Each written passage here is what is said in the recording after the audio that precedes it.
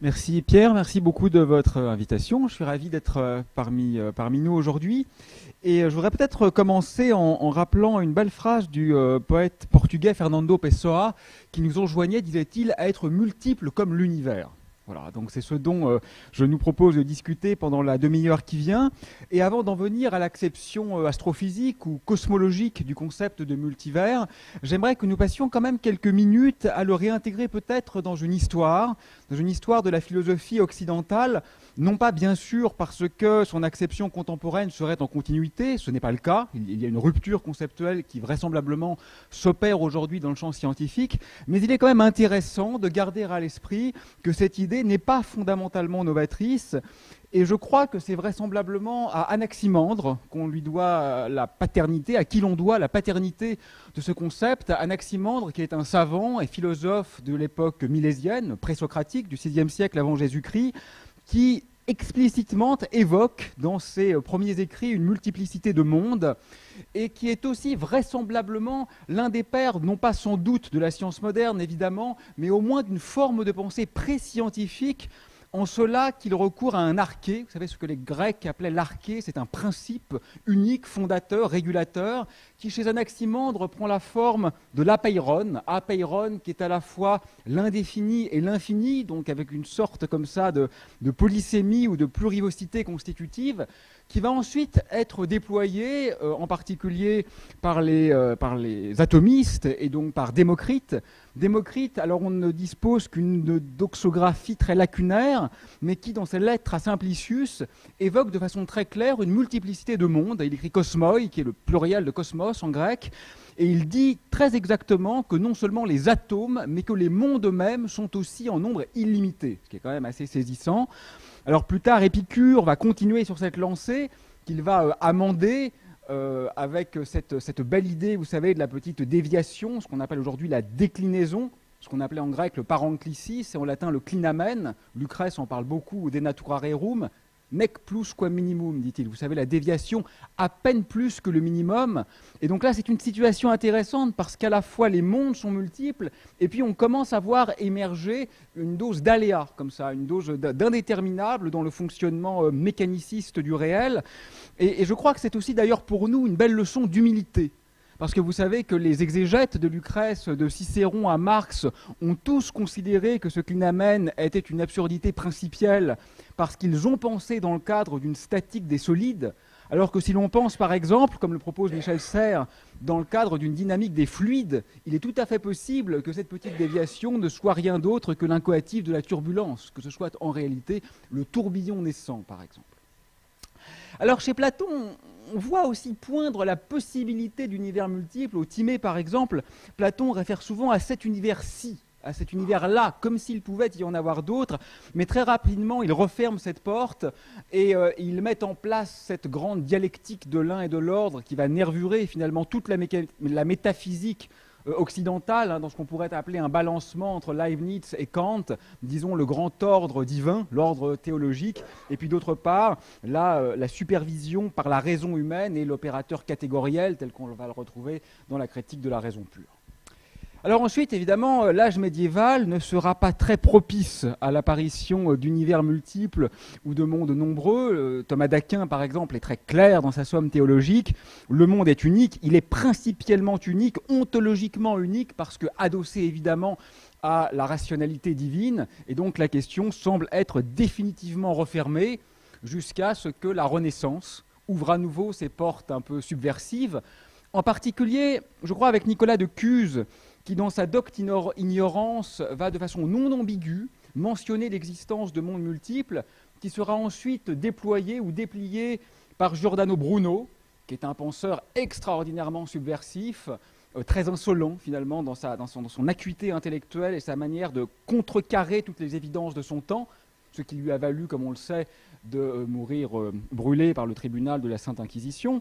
Et Bruno, dans ses lettres à Philothéo, demande très concrètement qu'on pense l'infinité du ciel, l'infinité du monde, et qu'on sorte de ce tribunal, disait-il, de la sotte ignorance. Et c'est une idée qui se trouve aussi en écho d'ailleurs à son frère de cœur français, François Rabelais, qui évoque à plusieurs moments les mondes multiples sous forme de vérité, comme ça, qui tombent comme des gouttelettes dans l'abbaye de Thélème, sous forme de référence au philosophe grec Pétron, sous forme d'oiseau dans la bouche de Pantagruel. Mais c'est un peu différent, parce que chez Bruno, on est quand même dans le langage vernaculaire de la philosophie. On est dans la pensée holiste, globale, logique, pré-scientifique, alors que chez Rabelais, on est plutôt dans le mystique, dans le magique, dans le miraculeux, dans l'auto-exégèse de sa propre narration. Donc c'est une pensée qui est un peu différente de celle de Bruno. Alors ensuite, à l'âge classique, évidemment, on pense à Leibniz, grand théoricien des mondes multiples, puisque finalement le principe de moindre action que nous utilisons, nous physiciens, provient bien de cette idée, de ce qu'il y a différentes trajectoires possibles, mais dont une seule, enfin au moins en tout cas en physique classique, dont une seule est instanciée. Et ça, il faut le garder à l'esprit parce que les mondes nombreux de Leibniz ne sont que des mondes possibles, ce ne sont pas des mondes réels. Alors je sais bien qu'en philosophie, on n'oppose pas le virtuel au réel, on ne l'oppose qu'à l'actuel, mais quand même, je ne crois pas finalement que Leibniz soit véritablement la figure tutélaire à laquelle il faille référer pour penser le multivers. Ce ne sont que des possibles, ce ne sont pas des actuels en tout cas. Alors au XVIIIe siècle, l'idée se déploie avec le Bouvier de Fontenelle et ses entretiens sur la pluralité des mondes, mais c'est un peu différent. Là, on est plutôt dans le dialogue de séduction, on est dans une entreprise presque libertine, et finalement, cette multiplicité des mondes est plutôt une sorte de métaphore pour une sorte de relativisme philosophique quant à la multiplicité de comprendre le réel et la multiplicité des postures éthiques ou métaphysiques. Et pour terminer, en philosophie contemporaine, on voit à nouveau émerger cette idée. Je donne simplement deux exemples.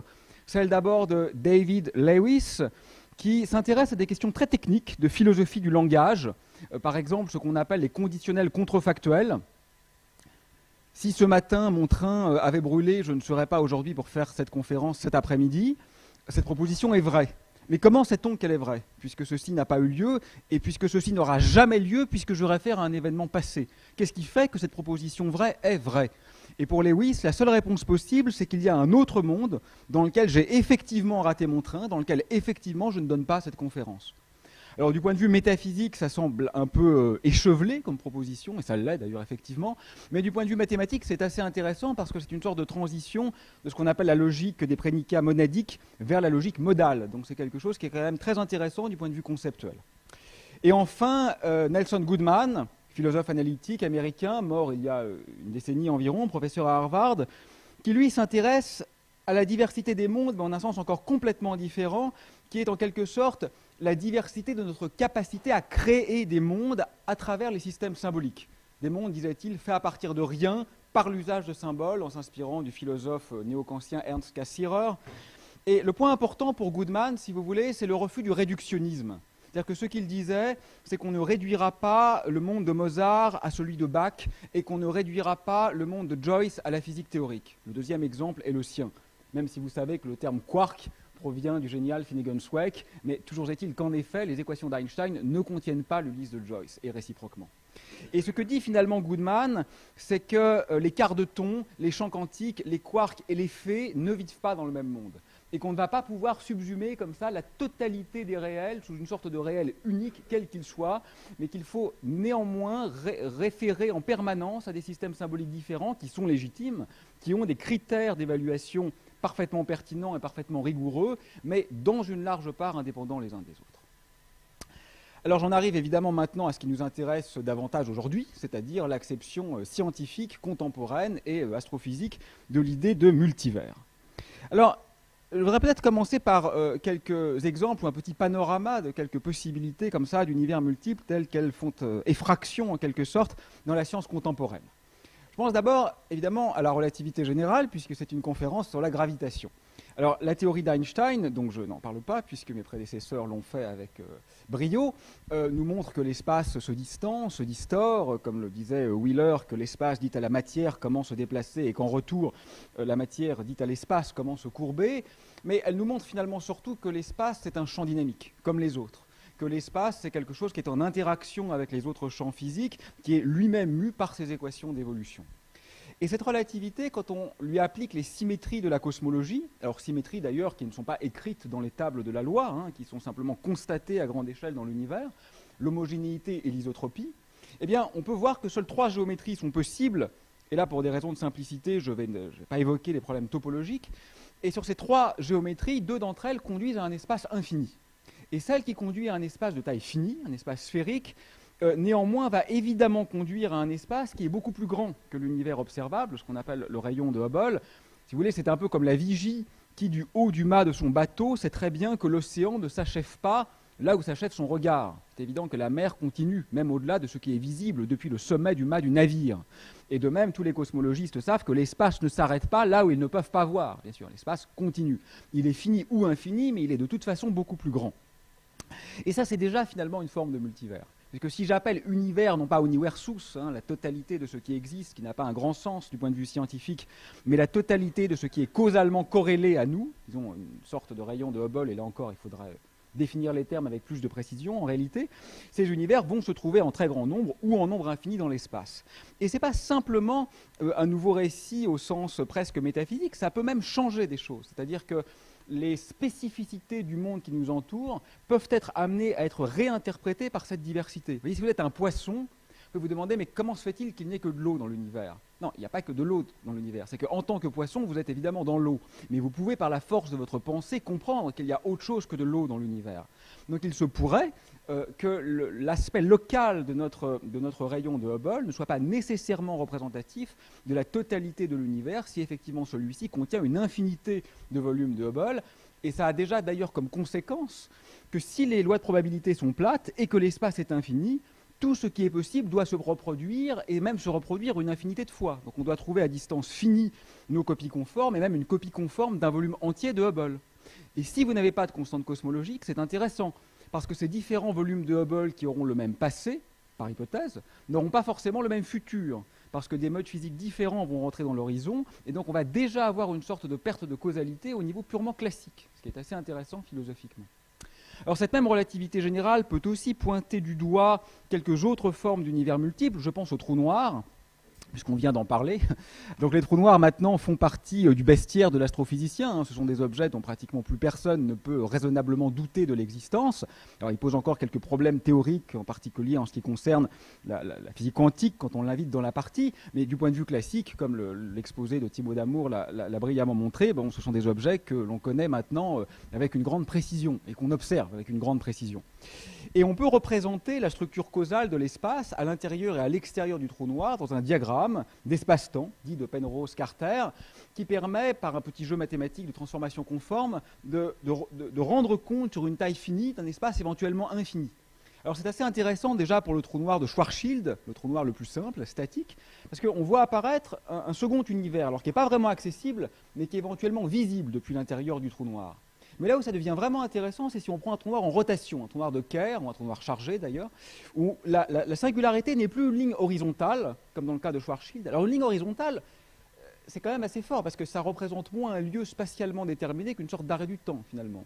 Et là, la ligne pivote de 90 degrés devient une ligne verticale, et une ligne verticale, ça veut dire qu'elle est a priori évitable. Et ce qu'on voit apparaître, ce n'est pas seulement un autre univers, mais un chapelet, même une infinité d'autres univers, qui sont potentiellement accessibles.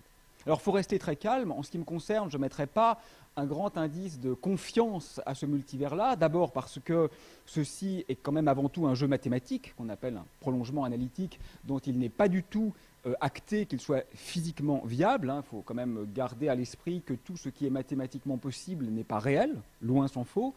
Et ensuite, quand bien même ces univers existeraient, il y a fort à parier qu'ils ne soient pas accessibles, puisqu'on a pu montrer que les trous de verre qui les connecteraient seraient extrêmement instables, et qu'en réalité la matière telle qu'on la connaît ne pourrait pas les traverser de façon satisfaisante. Mais enfin, la possibilité au moins est ouverte et a suscité un certain nombre de travaux sérieux il y a une vingtaine ou une trentaine d'années, quand les questions ont été pour la première fois posées. Ces mêmes trous noirs d'ailleurs ont été à nouveau convoqués dans des modèles de sélection darwinienne cosmologique, en supposant qu'ils pourraient être en quelque sorte des pouponnières d'univers et que chaque trou noir créerait un nouvel univers au sein de l'univers parent.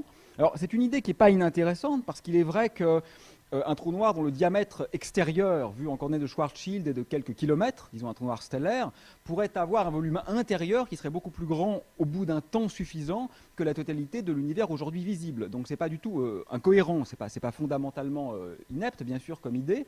Et on pourrait supposer que l'univers fils hérite des lois physiques de l'univers père, avec de petites variations quantiques, donnant par là même lieu à un phénomène de sélection darwinienne. Alors ce qui est intéressant, c'est que ce type de modèle est assez facilement testable, au moins en principe, puisqu'on pourrait le confronter au paysage des lois physiques. Bon, ce qui est un petit peu moins réjouissant, c'est qu'à mon avis, s'il est falsifiable, il est déjà falsifié, parce que je serais très étonné que les lois de la physique telles qu'on les connaît maximisent effectivement la production de trous noirs. Mais ce qui est intéressant, c'est que vous commencez à sentir poindre la possibilité, assez flou à ce stade, mais la possibilité d'un lien entre l'idée d'univers multiple et quand même une certaine forme de falsification scientifique et observationnelle. Alors le second exemple que je voudrais mentionner, c'est celui de l'autre grande théorie du XXe siècle, la physique quantique, dont on va probablement un peu moins parler, puisque c'est une conférence sur la gravitation. Alors la physique quantique, en un mot, enfin je crois que tout le monde est plus ou moins physicien dans la salle, donc en vraiment un mot, nous rappelle qu'à petite échelle, des nombre de grandeurs deviennent discrètes, discontinues, un peu comme si le travail d'ourdissage du réel se révélait, qui nous montre qu'il faut renoncer à une certaine forme de déterminisme tel qu'on le connaissait en physique classique, et puis aussi que certaines particules sont comme douées d'ubiquité finalement. Alors cette physique quantique, elle est évidemment très bien définie mathématiquement, elle est très bien vérifiée expérimentalement, mais il y a quand même quelque chose d'un peu disgracieux dans la manière dont on l'apprend à l'école, dans les postulats de base, c'est que quand un système quantique interagit avec un système classique, on va supposer un effondrement du paquet d'ondes, une projection du vecteur d'état, ce qui rompt l'unitarité du processus et pose un certain nombre de problèmes conceptuels assez fondamentaux. Et c'est une des raisons pour lesquelles un physicien de Princeton a émis, il y a quelques décennies, l'hypothèse d'une nouvelle interprétation, dite de Everett, c'est son nom, ou dite des univers multiples, suivant laquelle, alors là je fais la version un peu vulgarisée parce qu'il y a des versions plus précises que celle-là, mais donc de façon intuitive, disons, lorsqu'un système quantique interagit avec un système classique, s'effectue un embranchement en univers parallèles. Et donc dans cette acception, la raison pour laquelle nous n'observons pas le chat de Schrödinger, vous savez, ce fameux chat dans l'expérience de pensée dont l'état serait assujetti à un système quantique lui-même susceptible d'être dans une superposition d'états. Donc, si nous n'observons pas ce chat simultanément vivant et mort, c'est parce qu'il est vivant dans un univers et mort dans un autre univers. Alors, évidemment, mathématiquement, c'est plus beau, mais on a longtemps objecté à cette posture qu'elle était purement métaphysique, qu'elle était fondamentalement attestable, et que ça relevait donc de l'interprétation et pas de la structure théorétique du discours. Ce qui n'est pas tout à fait vrai. J'ai montré, en reprenant d'ailleurs des arguments donnés par Don Page, qu'on pouvait imaginer des situations de cosmologie quantique où en réalité l'interprétation de Everett ou l'interprétation canonique de Copenhague donne potentiellement lieu à des prédictions différentes. Alors ça reste très théorique à ce stade, c'est très très difficile à confronter avec les observations, mais ce ne sont pas des choses qui sont absolument impossibles en principe. Alors ensuite, évidemment, on peut jouer le jeu, pour un troisième exemple, de conjoindre la physique quantique et la relativité générale. Alors c'est un grand problème ouvert, comme vous le savez, de physique théorique, donc on n'a pas de solution consensuelle à cet immense problème, mais il y a des pistes. Par exemple, la piste de la gravité à boucle, qui va simplement tenter d'effectuer une quantification canonique de la relativité générale, mais quand on réécrit celle-ci dans un formalisme de type théorie de jauge.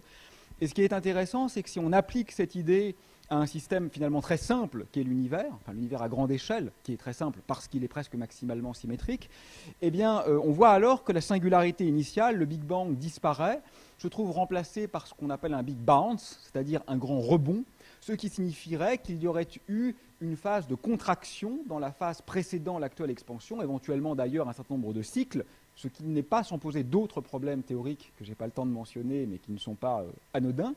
Et là, ce qu'on voit apparaître, ce n'est plus un multivers spatial comme en relativité, ce n'est plus un multivers parallèle comme en physique quantique, mais c'est plutôt un multivers temporel où les mondes se suivent.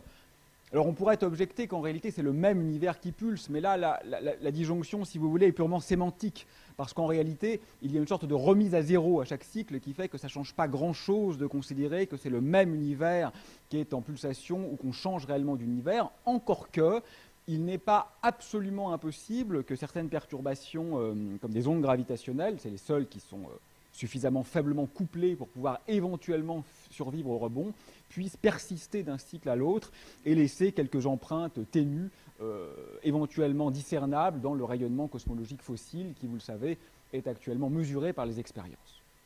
Et je voudrais enfin en venir à ce qui me paraît être la version la plus fascinante et la plus vertigineuse finalement du multivers, qui est la conjonction du paradigme inflationnaire avec la théorie des cordes. Alors, l'inflation, c'est l'hypothèse suivant laquelle, quelques instants après le Big Bang, le facteur d'échelle, la taille intuitivement de l'univers s'est trouvé décuplé, multiplié par un facteur gigantesque d'au moins exponentielle 60.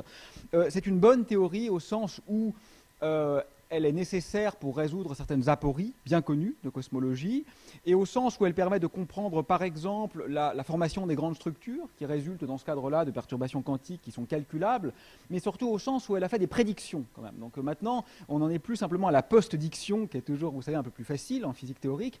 Elle a vraiment fait des prédictions, il y a des choses qui ont été dites avant d'être mesurées.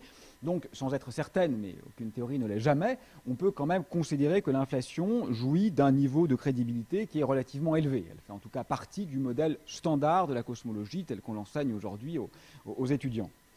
Et cette inflation, quand on la regarde de près, dans les modèles les plus simples, pas dans tous les modèles, mais au moins dans les modèles les plus simples, elle ne va pas en fait générer un univers, mais elle va plus ou moins automatiquement, pour des raisons assez simples à comprendre intuitivement, générer un chapelet, une arborescence d'univers bulles, vraisemblablement même un nombre infini d'univers bulles.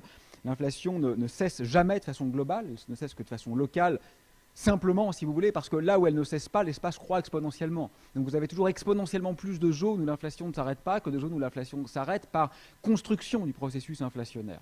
Donc ça va générer déjà une forme de multivers. Mais ce qui est intéressant, c'est si on pense cette structure dans le cadre de la théorie des cordes, que je ne présente pas puisque d'autres le feront sans doute de façon exhaustive demain, mais qui est une très belle proposition, qui est non seulement une théorie de gravité quantique, puisque les cordes possèdent dans leur spectre d'excitation un boson sans masse de spin 2, un graviton, mais qui est aussi une tentative de théorie d'unification des interactions fondamentales et des particules élémentaires. Et cette théorie des cordes, comme vous le savez, requiert l'existence de dimensions supplémentaires, que nous ne voyons pas, c'est en cela qu'elles sont supplémentaires, et qu'il faut donc recroqueviller sur elles-mêmes, ce qu'on appelle compactifier en mathématiques. Et quand on tient compte des différents schèmes de compactification et des flux magnétiques généralisés, si vous voulez, qui les traversent, on voit apparaître un très grand nombre de lois physiques effectives différentes. On parle de 10 puissance 500, c'est un chiffre canonique, mais ça peut fixer un ordre de grandeur qui est tellement gigantesque qu'il dépasse l'intellection humaine, et c'est excusez-moi, c'est ce qu'on nomme le paysage de la théorie. Paysage, c'est un terme qu'on emprunte à la biologie, dans lequel effectivement on s'intéresse comme ça au phénotype. Alors là, évidemment, ça devient absolument fascinant, parce que quand on conjoint ces deux propositions, ce ne sont pas seulement les phénomènes qui vont varier, mais ce sont aussi les lois. Vous voyez, les lois, c'est les régulateurs, c'est ce qui est fondamentalement nécessaire par construction, et là on voit un petit peu la contingence venir infecter la nécessité elle-même, c'est-à-dire que la question, n'en déplaise à Leibniz, n'est peut-être plus pourquoi y a-t-il quelque chose plutôt que rien, mais pourquoi une telle diversité et non pas une morne uniformité. Alors, ce qui est très important, je crois, c'est de souligner dès maintenant que ce n'est pas, enfin à mon sens en tout cas, ce n'est pas un retour au vieux démon de l'anthropocentrisme, pas du tout. Au contraire, je pense que c'est un nouveau geste d'humilité, parce qu'il y a une continuité dans tout ça. Notre vision du monde a été géocentrée, héliocentrée, galactocentrée, cosmocentrée, et peut-être qu'elle devient strictement acentrique en réalité. Et en ce sens, la vision du multivers, c'est plutôt une nouvelle manière de déchoir notre univers lui-même de son piédestal et de le réinterpréter comme un îlot dérisoire et contingent dans cet océan de diversité. Alors, la question qui me semble intéressante à ce stade, parce que c'est quand même assez révolutionnaire, mais la question fondamentale, je crois que, ou les questions fondamentales, je crois que sont les suivantes. Premièrement, qu'est-ce que ça change ? Est-ce que c'est simplement une posture mythique ou métaphysique ?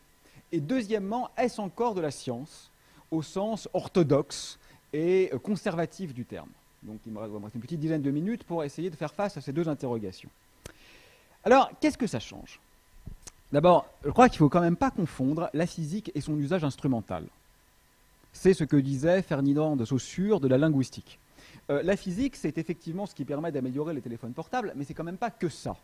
Donc en tant que grand récit, en tant que posture sur ce que sont nos origines, je crois qu'elle a aussi un rôle louable, et de ce point de vue, évidemment, ça change quelque chose. Mais je voudrais être un peu plus spécifique quand même que cette réponse presque philosophique. Paul Steinhardt, par exemple, de Princeton, a montré que pour des questions très pratiques, c'est-à-dire de mise à l'épreuve, de modèles cosmologiques concernant cet univers-ci, concernant là où nous vivons, la manière de corroborer ou d'infirmer une proposition à partir des observations ici réalisées va dépendre du fait qu'on tienne compte ou non du lot d'univers multiples qui est engendré par cette même proposition.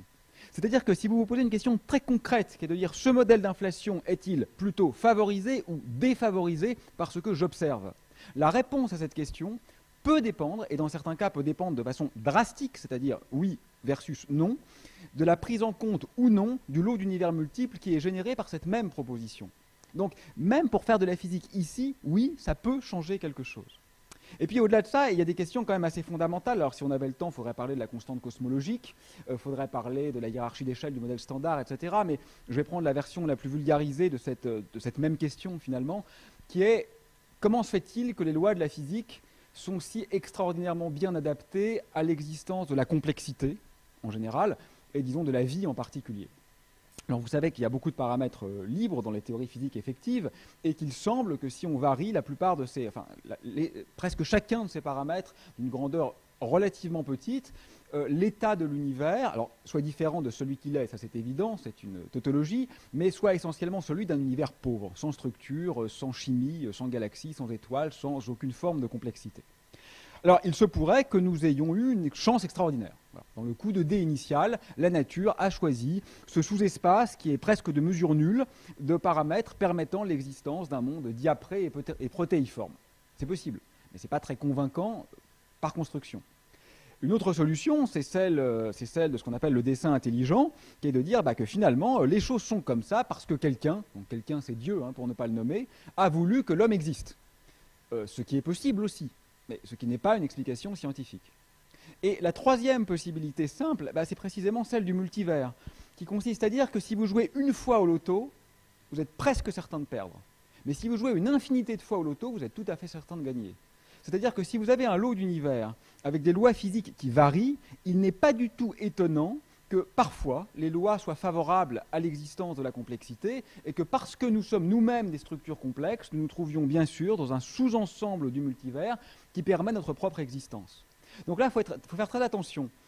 Quand on réfère à ce qu'on appelle le principe anthropique, alors il y a beaucoup de formes du principe anthropique, mais pour prendre la version historique, celle de Carter, il y a une très grande mésinterprétation chez certains physiciens. Ce n'est pas du tout un principe finaliste ou téléologique qui dit les choses sont ce qu'elles sont parce qu'il fallait que l'homme existe. C'est un peu le contraire de ça en réalité.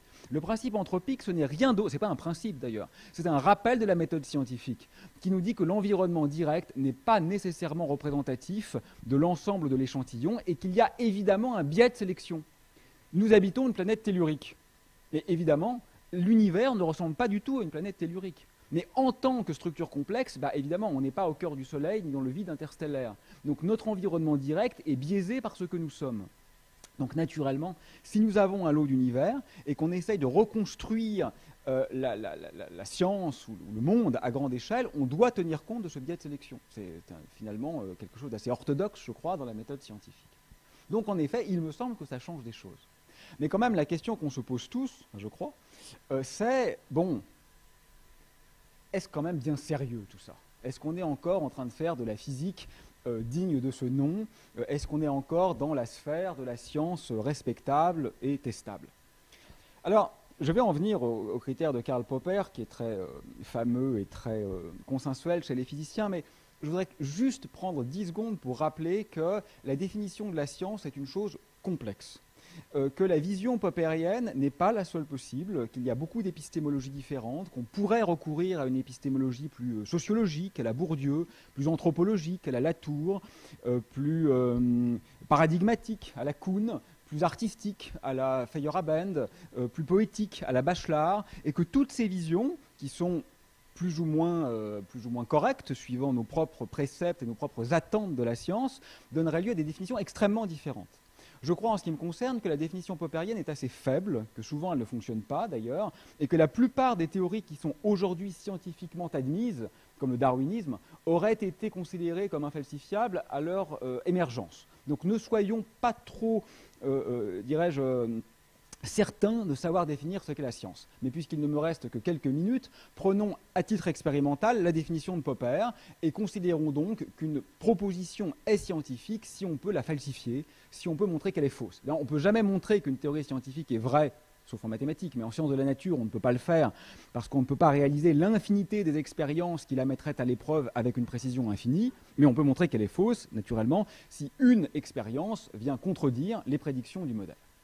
Alors en ce sens, il semble que le multivers soit infalsifiable, et donc non scientifique, puisque je ne peux pas aller me balader dans ces autres univers et vérifier leur existence, ou même vérifier davantage encore la structure du paysage. Alors ça paraît vrai, mais ce n'est pas tout à fait vrai en réalité. Parce que d'abord, ce n'est pas absolument certain qu'il n'y a aucune interaction possible entre les univers multiples. Il y a plusieurs pistes qui sont sondées. L'une d'elles, peut-être la plus intéressante à mon sens, c'est de regarder ce qui se passe quand on crée des univers dans un état enchevêtré, un état intriqué, ce qui est possible en mécanique quantique.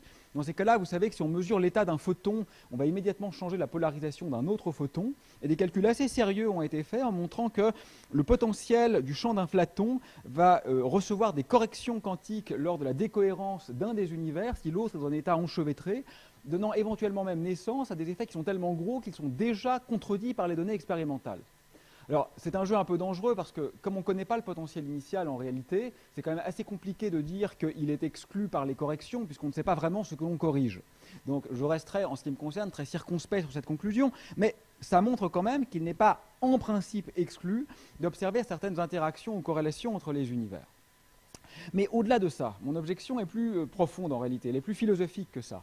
C'est que le multivers n'est pas une théorie. Si c'était une théorie, ça serait une mauvaise théorie.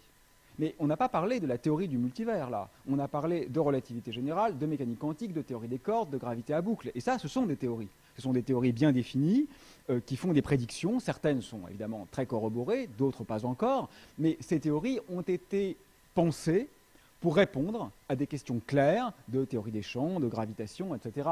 Pas du tout pour créer un lot d'univers multiples. Le lot d'univers multiples, il apparaît comme une conséquence de ces théories. Et ça, c'est complètement différent.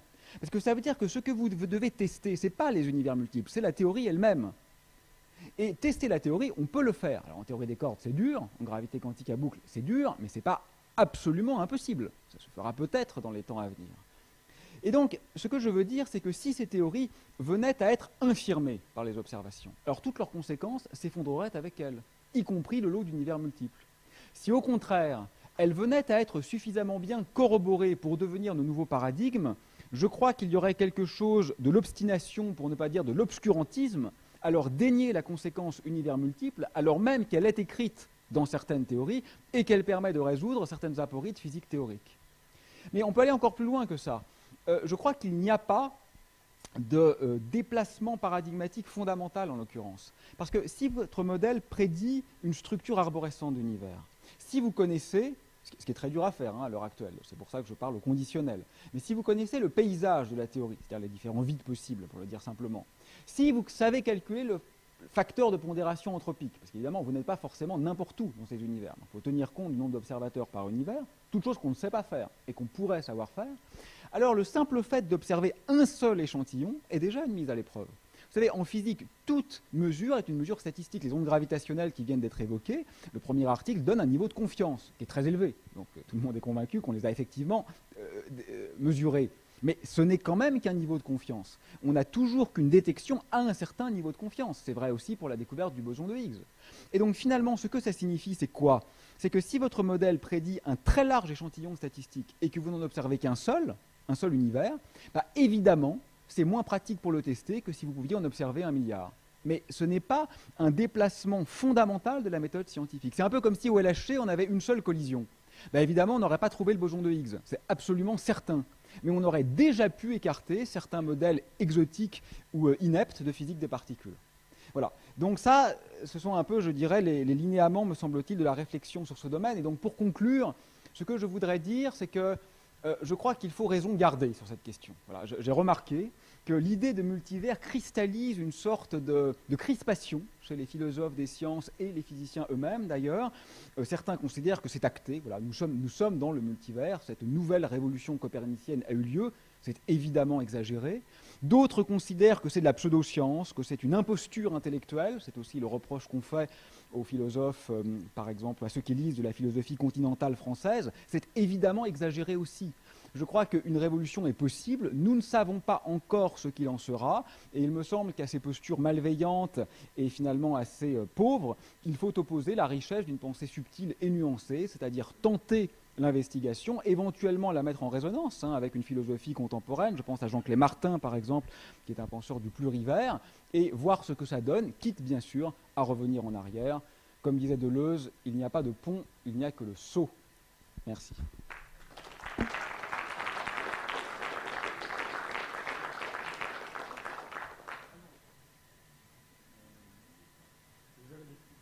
Question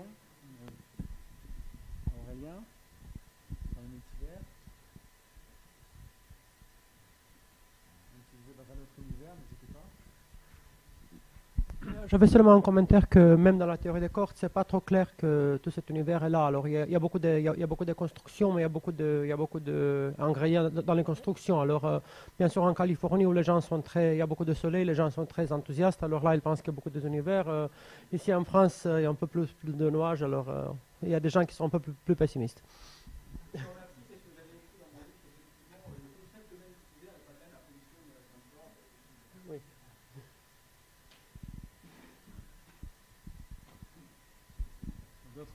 D'autres questions, d'autres commentaires à ce qu'Aurélien nous a expliqué sur le multivers?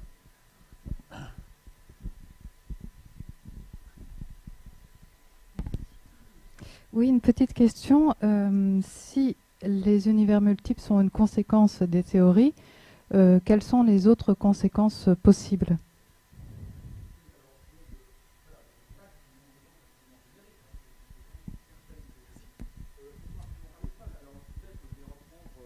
Un exemple pour répondre, qui est l'exemple du scénario inflationnaire, peut-être puisqu'on en a évoqué beaucoup. Donc certaines variantes du scénario inflationnaire conduisent à cette structure de multivers, mais le scénario inflationnaire a beaucoup d'autres prédictions. Par exemple, un spectre de puissance primordiale qui est presque invariant d'échelle, mais pas tout à fait, légèrement incliné. Par exemple, des perturbations qui ont une statistique gaussienne, et ainsi de suite. Par exemple, une densité, enfin un univers qui est pratiquement minkowskien, enfin pratiquement plat à grande échelle, etc. Et toutes ces prédictions ont d'ores et déjà été vérifiées. Mais ça ne suffit pas. Maintenant, ce qu'il faut faire, c'est de la physique détaillée de l'inflation, et c'est exactement ce qu'on commence à pouvoir faire. Et ça, je trouve que c'est quand même assez miraculeux, finalement. Le fond diffus cosmologique est maintenant sondé avec un niveau de précision tel qu'on commence à pouvoir véritablement contraindre ce qui était la physique dans l'univers, quelques milliardièmes de secondes après le Big Bang, à partir de l'observation du rayonnement qui s'est découplé 380 000 ans après le Big Bang. Et la raison de ça, c'est que pendant cette phase d'inflation, eh bien, en réalité, le champ physique qui vraisemblablement emplissait l'univers a très légèrement varié, et cette petite variation qui a eu lieu entre les grandes et les petites échelles dépend de la forme du potentiel auquel il est soumis. Et la forme du potentiel est liée à cette question. Donc je crois que ce qui est... Alors, ma réponse est très ponctuelle, je ne peux pas faire une réponse générique, mais il y a des corrélations entre ces observations, donc tout espoir n'est pas perdu.